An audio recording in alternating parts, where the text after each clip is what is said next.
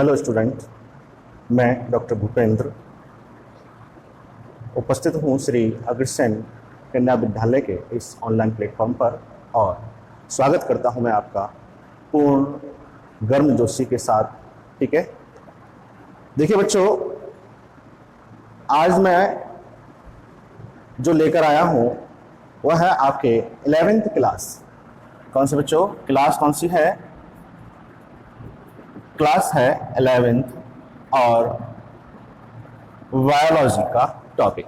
ठीक है, तो 11th क्लास का बायोलॉजी सब्जेक्ट के अंतर्गत हम जो टॉपिक लेकर आए हैं वह है आपका the cell unit of life, अर्थात हिंदी में कहें तो कोशिका जीवन की इकाई। तो बच्चों, ये जो है वो आपके बायोलॉजी के जो बुक है उस बुक के अंतर्गत यूनिट 3 के अंतर्गत दिया हुआ है। तो बच्चों, कौन सी यूनिट है? यूनिट 3 के अंतर्गत ये आपका चैप्टर है जिसका नाम है कोशिका जीवन की इकाई। ठीक है, अब देखिए बच्चों, आगे चलते हैं कि सबसे पहले हम बात करेंगे कि यहां पर है क्या? कोशिका। तो देखिए बच्चों, कोशिका को हम कहते हैं क्या? इंग्लिश में सेल। क्या कहते हैं? सेल कहते हैं।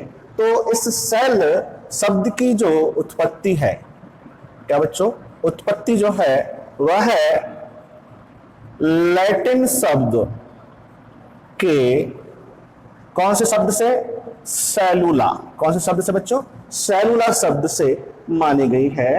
दोबारा सुन लीजिए, सेल शब्द की जो उत्पत्ति है वह है लैटिन भाषा या लैटिन शब्द कौन सा? सेलुला से इसकी उत्पत्ति मानी गई है, जिसका in English it means, English में जिसका अर्थ होता है क्या बच्चों? चैम्बर। ठीक है, और जिसका कि हिंदी में अर्थ होता है क्या बच्चों? प्रकोष्ठ। ठीक है, तो ये एक हमारा क्या सेल शब्द को लेकर क्या हो गया? शाब्दिक परिचय हो गया कि सेल शब्द की जो उत्पत्ति है वह लैटिन भाषा के सेलुला शब्द से हुई है, जिसका कि इंग्लिश में अर्थ होता है चैम्बर और हिंदी में अर्थ होता है क्या? प्रकोष्ठ। ठीक है बच्चों, अब देखिए बच्चों, अगला बिंदु हम लेते हैं इसी सेल का कि जो सेल है, कोशिका जो है, इस कोशिका का जो अध्ययन है, क्या बच्चों? कोशिका का अध्ययन जो है वह हमारी विज्ञान की एक नई शाखा, हमारी विज्ञान की एक नई शाखा, जिसको कि हम इंग्लिश में एक नाम देते हैं क्या बच्चों? Cell biology. क्या नाम देते हैं? Cell biology. ठीक है, और इसी को एक दूसरे नाम से भी जानते हैं, साइटोलॉजी। ठीक है, तो सेल बायोलॉजी या साइटोलॉजी के अंतर्गत इसका अध्ययन किया जाता है, सेल का अध्ययन किया जाता है, जिसे कि हम हिंदी में कहते हैं क्या बच्चों? कोशिका विज्ञान। क्या कहते हैं? कोशिका विज्ञान। अर्थात कोशिका का जो अध्ययन है वह किसके अंतर्गत किया जाता है? कोशिका विज्ञान के अंतर्गत किया जाता है। इंग्लिश में कहें तो सेल बायोलॉजी या साइटोलॉजी। तो देखिए बच्चों, ये हुआ आपका इस कोशिका के संबंधित सामान्य, बहुत ही सामान्य शाब्दिक परिचय और कि कोशिका का अध्ययन कहां पर किया जाता है। अब देखिए बच्चों, हम चलते हैं आगे। आगे क्या है? तो आगे है कि जानते हैं कि आखिर कोशिका अर्थात सेल है क्या। ठीक है, अर्थात जो कोशिका शब्द है वह है क्या? तो देखिए बच्चों, कोशिका जो है यह एक जीवित संरचना है। ठीक है, तो cell is a living structure या यूं कह सकते हैं ए लिविंग थिंग। ठीक है, तो कोशिका क्या है? एक जीवित संरचना है। क्लियर? तो कोशिका क्या है बच्चों? एक जीवित संरचना है। तो जब कोशिका क्या है बच्चों? जीवित संरचना है, इट मीन्स ये कहां पाई जाएगी? जीव जंतुओं के अंतर्गत। ठीक है, अर्थात हम यूं कह सकते हैं कि जो कोशिका है वह जीव जंतुओं के अंतर्गत पाई जाती है। ठीक है, तो कोशिका क्या है? ये जीवित संरचना है जो कि जीव जंतुओं के अंतर्गत पाई जाती है। ठीक है, अब देखिए आगे चलते हैं कि ये एक इस कोशिका को पूर्ण रूप से परिभाषित करने में या इसकी पूर्ण गुणों को व्यक्त करने में एक तरह से क्या है सॉरी असक्षम है। तो इसके बारे में जैसे जैसे विज्ञान, जैसे जैसे इस कोशिका विज्ञान के अंतर्गत अध्ययन हुए तो क्या है, इनके गुणों का पता लगा। तो आगे चलकर यहां पर कोशिका को एक जो है बच्चों जीव की आधारभूत संरचना कहा गया। अर्थात कोशिका जो है, कोशिका किसी जीव की क्या है बच्चों? आधारभूत संरचना। ठीक है, क्या बच्चों? एक आधारभूत संरचना कहा गया। इट मींस फंडामेंटल स्ट्रक्चर या फंडामेंटल यूनिट। क्या कहा गया बच्चों? फंडामेंटल स्ट्रक्चर या यूनिट कहा गया। किसको बच्चों? कोशिका को। क्यों कहा गया? क्योंकि ये जो कोशिका है वह सभी प्रकार के जीवों के अंतर्गत पाई जाती है, इसलिए इस कोशिका को क्या कहा गया? एक आधारभूत संरचना या एक आधारभूत इकाई कहा गया। ठीक है, तो ये बात हमारी क्लियर हुई कि कोशिका को किसी जीव की क्या कहा जाता है? आधारभूत संरचना कहा जाता है, क्योंकि यह सभी प्रकार के जीवों के अंतर्गत पाई जाती है। अब देखिए बच्चों, एक चीज और बता देता हूं कि जब हम यहां बात कर रहे हैं बच्चों क्या? जीव, तो जीव को लेकर हम एक और चर्चा कर सकते हैं कि जैसा कि हमने कहा कि यह सभी जीवों के अंतर्गत पाई जाती है, तो वे जीव जो है कैसे हो सकते हैं बच्चों? एक कोशिकीय हो सकते हैं। ठीक है, तो चाहे वो कैसे जीव हो? एक कोशिकीय हो, चाहे वे कैसे हो बच्चों? बहुकोशिकीय हो। तो सभी प्रकार के एक कोशिकीय या बहुकोशिकीय सभी प्रकार के जीवों के अंतर्गत यह कोशिका पाई जाती है, इसीलिए इसे फंडामेंटल स्ट्रक्चर कहा जाता है। और यहां हम एक और बात भी कह सकते हैं कि जब हम सभी प्रकार के जीव अर्थात जंतु एवं पादप सभी के अंतर्गत क्या पाई जाती है? कोशिका पाई जाती है। ठीक है बच्चों, तो ये एक और दूसरे एक कोशिका के बारे में कमिटमेंट हुआ। अब आती है कि आखिर हम कोशिका को अगर परिभाषित करना चाहें तो किस प्रकार से उसको हम परिभाषित करेंगे? तो देखिए बच्चों, कोशिका के बारे में एक परिभाषा दी गई है जो कि इस कोशिका के लगभग सभी गुणों को व्यक्त करती है, जो कि आप जानते होंगे कि कोशिका जो है वह कोशिका किसी जीव की संरचनात्मक एवं क्रियात्मक इकाई होती है। ये एक क्या है बच्चों? कोशिका की परिभाषा है कि कोशिका किसी भी जीव की या किसी जीव की क्या होती है? संरचनात्मक एवं क्रियात्मक इकाई होती है। इंग्लिश में लिखें तो cell is structural and functional unit of organism. ठीक है, तो इंग्लिश में अगर हम इसको बोलेंगे तो क्या बोलेंगे? Cell is structural and functional unit of organism. अर्थात कोशिका किसी जीव की, ऑर्गेनिज्म किसी जीव की संरचनात्मक इट मींस स्ट्रक्चरल और फंक्शनल इट मींस क्रियात्मक इकाई होती है। तो देखिए बच्चों, इसको संरचनात्मक एवं क्रियात्मक इकाई इसलिए कहा गया है क्योंकि इसका एक एग्जाम्पल लेकर हम समझ सकते हैं कि प्रत्येक जीव के अंतर्गत जो ये कोशिका है वह इस प्रकार से पाई जाती हैं जिस प्रकार से किसी एक भवन अर्थात बिल्डिंग के अंतर्गत ईंट पाई जाती हैं। अर्थात जिस प्रकार से हजारों लाखों ईंटों को मिलाकर एक व्यवस्थित रूप में क्या बनाया जाता है? भवन बनाए जाते हैं, मकान बनाए जाते हैं। इसी प्रकार से हम सभी जीव जंतुओं का जो शरीर है वह हमारा किनसे निर्माण हुआ है? इन कोशिकाओं से मिलकर हुआ है। अर्थात हम सभी जीवों की संरचना का जो निर्माण है वह किसके द्वारा हुआ है? कोशिका के द्वारा हुआ है। इसीलिए इसे हम क्या कहते हैं बच्चों? संरचनात्मक इकाई। अर्थात संरचना का क्या किया जा रहा है? निर्माण किया जा रहा है, इसलिए इसको अपन क्या कह रहे हैं? संरचनात्मक इकाई कह रहे हैं। आई बात समझ में? दूसरा शब्द है यहां पर क्या? क्रियात्मक इकाई। तो देखिए बच्चों, क्रियात्मक इकाई यहां इसे क्यों कहा गया है? उसका कारण यह है कि देखिए बच्चों, हम जानते हैं कि प्रत्येक जीव जो है, कौन बच्चों?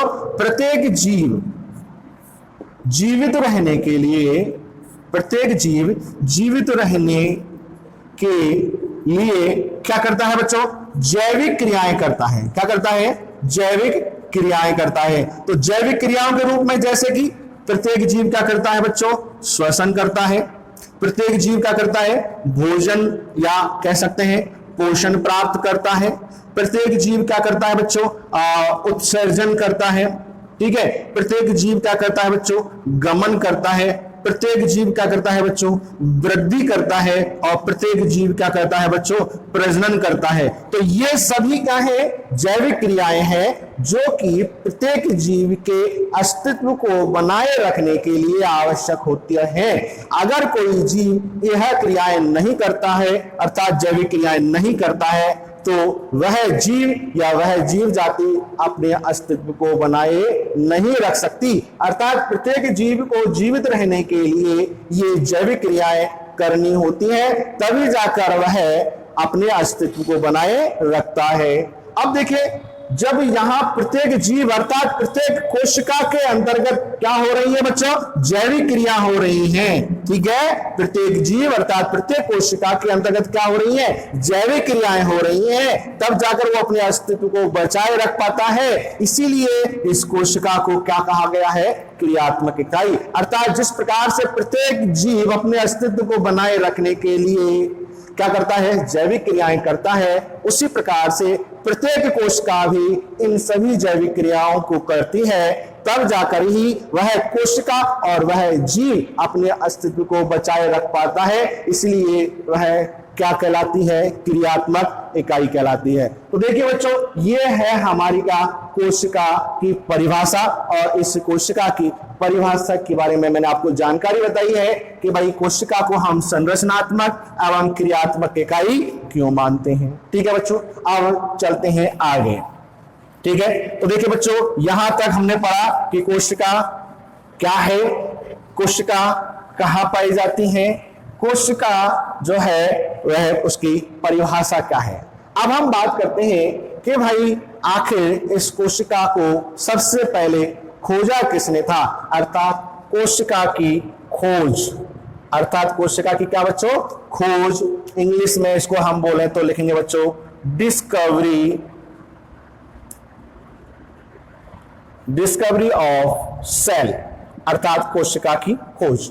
तो देखिए बच्चों, यहां हम बात करते हैं कोशिका की खोज के बारे में। तो देखो बच्चों, ये हम जानते हैं कि सामान्यतः कोशिकाएं जो हैं वे इतनी सूक्ष्म संरचना की होती हैं कि हम उन्हें नग्न आंखों से नहीं देख सकते। अर्थात बिना किसी लेंस या किसी सूक्ष्मदर्शी के हम कोशिकाओं को नहीं देख सकते।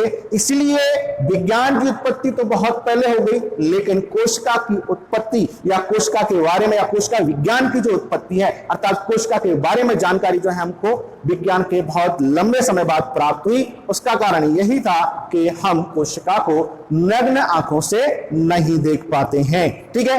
अब देखिए, तो आखिर कब कोशिका की खोज हुई? तो देखिए बच्चों, कोशिका की सीधा बताता हूं मैं आपको कि कोशिका की खोज का जो सर्वप्रथम श्रेय जाता है वह जाता है हमारे वैज्ञानिक रॉबर्ट हुक को। अर्थात जो खोज करता थे वो कौन थे बच्चों? Robert Hooke. रॉबर्ट हुक कोशिका की क्या थे? खोज करता थे, जिन्होंने का बच्चों 1665 के अंतर्गत कोशिका की खोज की। ठीक है। अब देखिए बच्चों, हम बात करते हैं कि इन्होंने कोशिका की खोज किस प्रकार से की। देखिए बच्चों, ये जो रॉबर्ट हुक हैं, ये वैसे तो भौतिक एवं रसायन शास्त्री थे। ठीक है, भौतिक एवं रसायन शास्त्री या भौतिक एवं रासायनिक क्षेत्र के व्यक्ति थे या विद्वान थे, लेकिन ये उपकरण व्यवस्थापक थे। क्या थे बच्चों? उपकरण प्रबंधक या व्यवस्थापक। तो उपकरण प्रबंधक थे, इस कारण से ये जो है एक सरल माइक्रोस्कोप अर्थात एक सरल सूक्ष्मदर्शी बनाने में क्या हुए? सक्षम हुए। तो इन्होंने एक सरल सूक्ष्मदर्शी बनाया। क्या बनाया बच्चों? एक सरल सूक्ष्मदर्शी बनाया जिसकी आवर्धन क्षमता थी बच्चों कितनी? 42x, 42x, अर्थात वह किसी वस्तु को लगभग 42 गुना बढ़ाकर दिखा सकती थी। ठीक है, तो सरल सूक्ष्मदर्शी अर्थात रॉबर्ट हुक ने स्वयं निर्मित सरल सूक्ष्मदर्शी का निर्माण किया जिसकी आवर्धन क्षमता कितनी थी? 42 थी। तो हुआ क्या कि जब ये अपनी लैब में बैठे हुए थे तो इन्होंने एक बोतल के कॉर्क का टुकड़ा लिया। कॉर्क मतलब लकड़ी का टुकड़ा लिया। ठीक है, और क्या लिया बच्चों? कॉर्क का टुकड़ा लिया। ठीक है, कॉर्क मतलब इसको हम हिंदी में कह सकते। आगे बात करते हैं हम कोशिका की खोज। तो जो हम बात कर रहे हैं कि कोशिका क्या है और उसकी परिभाषा क्या है, उसके बाद आगे अपना जो टॉपिक आता है वो आता है कोशिका की खोज। तो देखिए बच्चों, कोशिका की खोज जो है वह की थी किसके द्वारा?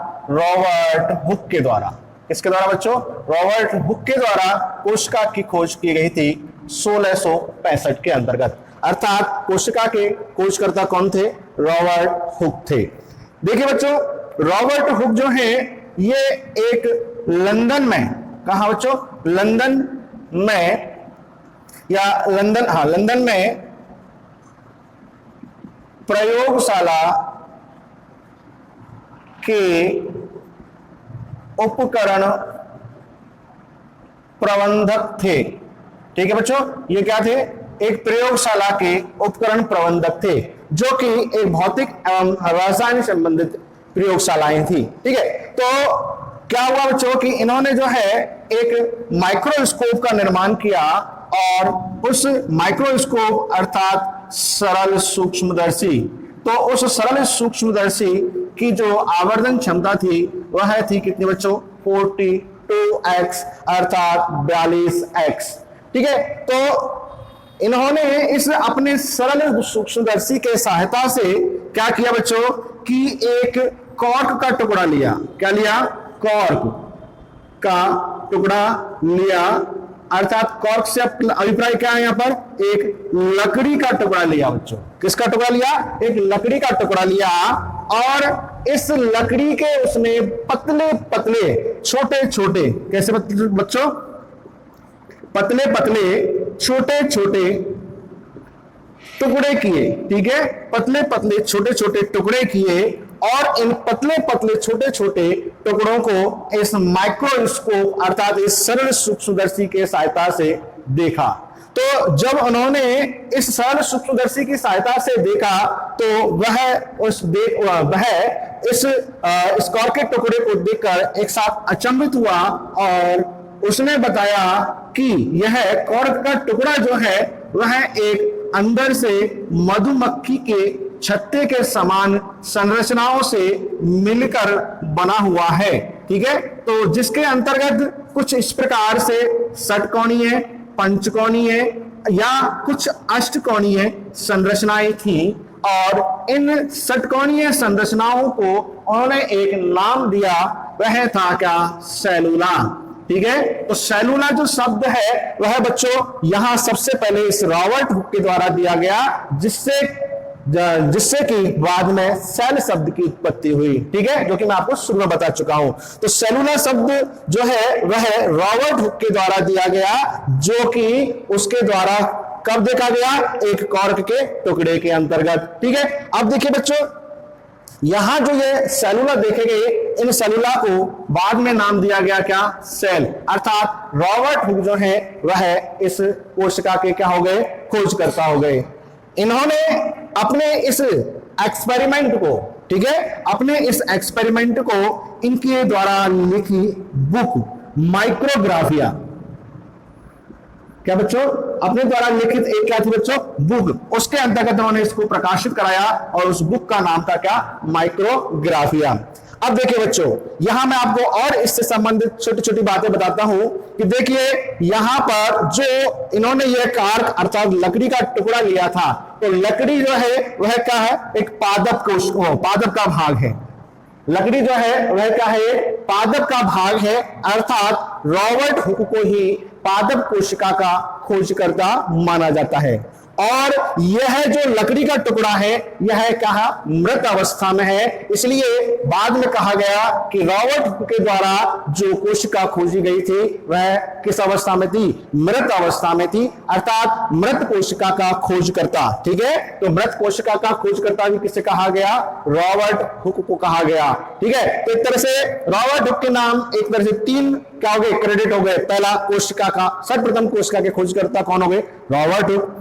मृत कोशिका के खोजकर्ता कौन हो गए? Robert Hooke. और पादप कोशिका के खोजकर्ता कौन हो गए? Robert Hooke. तो इस प्रकार से अगर कोई भी आपसे घुमा फिरा के थोड़ा बहुत पूछे तो इन तीन श्रेयों के साथ जो है रॉबर्ट हुक को जाना जाता है कि रॉबर्ट हुक जो है वे कोशिका के खोजकर्ता थे, मृत कोशिका के खोजकर्ता थे और पादप कोशिका के क्या थे बच्चों? खोजकर्ता थे। ठीक है, तो आज हम केवल इतना ही पढ़ेंगे कि रॉबर्ट हुक के द्वारा कोशिका की खोज की गई। इसके बाद आगे मिलते हैं एक नए इसी सेल बायोलॉजी के टॉपिक के साथ। तब तक के लिए गुड बाय, नमस्कार, थैंक यू।